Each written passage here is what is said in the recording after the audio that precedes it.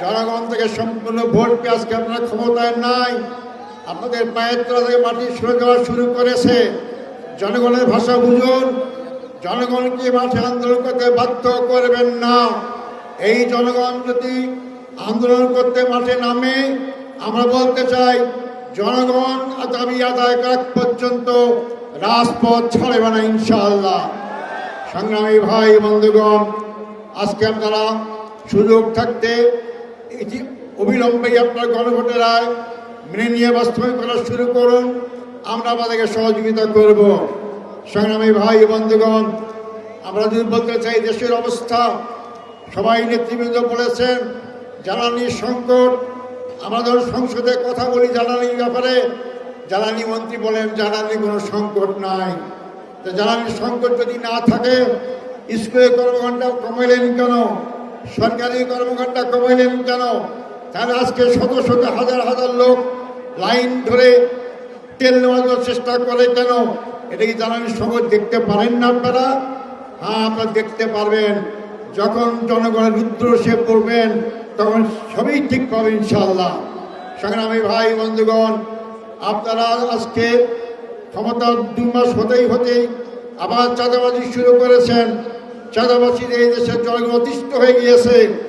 আপনারা নিজেরাই সরকারি দল থেকে মব সৃষ্টি করছেন, আপনার প্রকারান্তরে জনগণ উস্কিয়ে দিচ্ছেন মব সৃষ্টি করে আপনাদের ঘেরাও করার জন্য। এই কালচার বন্ধ করুন। এই কালচার বন্ধ না করলে জনগণ সেই কালচার অভ্যস্ত হলে দেশে কোনো শান্তি আসবে না, আপনারাও শান্তি থাকতে পারবেন না। গণভোট আমরা সবাই অংশগ্রহণ করেছি। প্রায় 70% লোক গণভোটের পক্ষে রায় দিয়েছে। সেই গণভোট আপনারা ক্ষমতায় গেলে বাস্তবায়ন করবেন। সুবিধাও জনগণকে দিয়েছিলেন। আজকে ক্ষমতা আসার পর আওয়ামী ফ্যাসিস্টের মতো আপনারা ফ্যাসিস্ট হওয়ার জন্য চেষ্টা করছেন। আওয়ামী ফ্যাসিস্টকে বাংলাদেশের জনগণ 16 বছর আন্দোলন করে তাড়িয়ে দিয়েছে।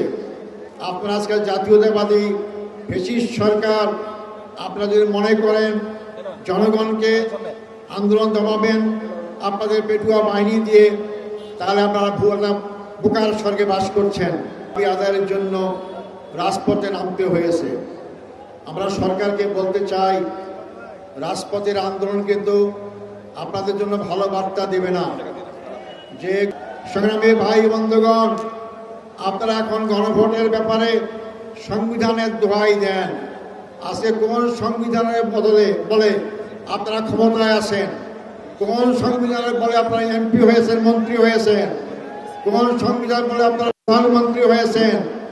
একটা আইন মানবেন আর আরেকটা আইন মানবেন না। যেটা আপনাদের পক্ষে যায় সে আইনটা মানবেন, যেটা আপনাদের বিরুদ্ধে যায় সেটা মানবেন না। এইটা জনগণ মেনে নেবে না। আপনারা আন্দোলন দেখেছেন, আপনারা আন্দোলন ছিলেন, আমরাও ছিলাম। জনগণকে বাধ্য করবেন না। আপনারা যখন একসময় ক্ষমতায় ছিলেন, জনগণের দাবি ছিল কেয়ারটেকার সরকার।